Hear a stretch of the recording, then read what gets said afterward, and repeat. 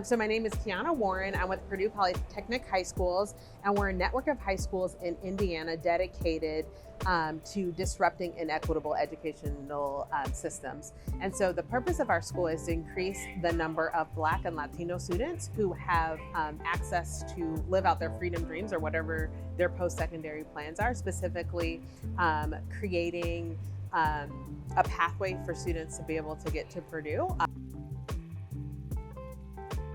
I was blessed to connect with Rhonda in 2017 during the founding of my school, and we were part of the first equity cohort.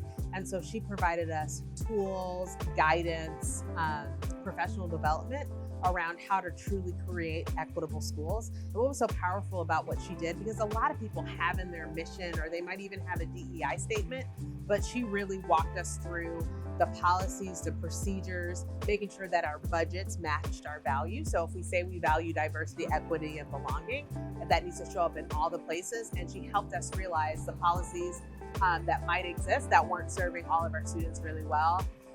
Our work with Rhonda and the Beloved team has really transformed our schools to be environments that focus on a sense of belonging for our students. And we're just incredibly grateful for the impact that her work has had in the state of Indiana. Right now we serve a little over 1,000 students, but we're constantly growing.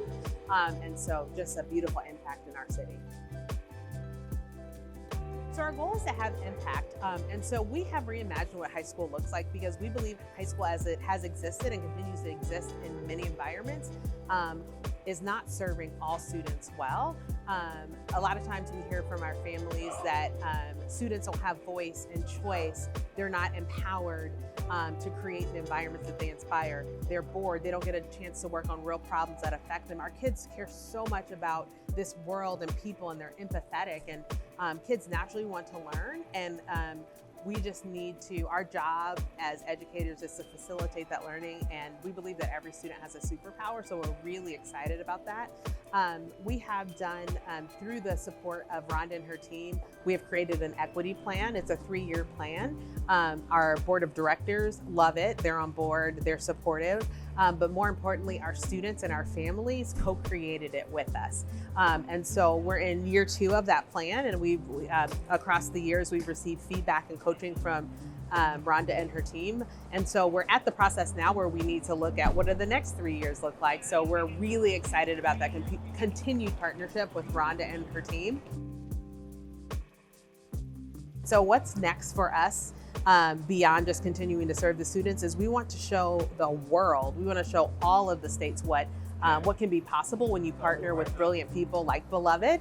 But we also really want to show that you can do high school differently, and you can do it, you can share power with students and create something way better than the adults would have come up with. We've seen what happens when you just let the adults run the world. Now it's time for the students and families to speak on behalf, because they know what the communities need. So some of the battles that we continue to fight are our policies don't necessarily match our desires. So we're learning to advocate at the state and national level for the change that we know is necessary, whether it be for equitable funding, for all families, for all students, and just really putting the power back into the communities. We have that vision, we're making that change happen, but we need our policy, both on the state and national level, to work alongside us. And so we're building coalitions, we're building up the community, we're building up our families to really make those statements, but just some policies that don't match. One of the big examples in Indiana is there's some policies that don't allow our students who are from immigrant families or might be undocumented to have access to higher education in a way that's fair and equitable. So that's one of my passion projects. Another passion project of mine is making the teaching profession sustainable. Right now we have teachers who are burnt out because of mental health issues with both the students and the staff. And the staff and the students and the families have named it. They said we need more mental health support. So that's another one of my passion projects, is really diving into that work and seeing how can we find space for rest so that teachers can be sustained in this work.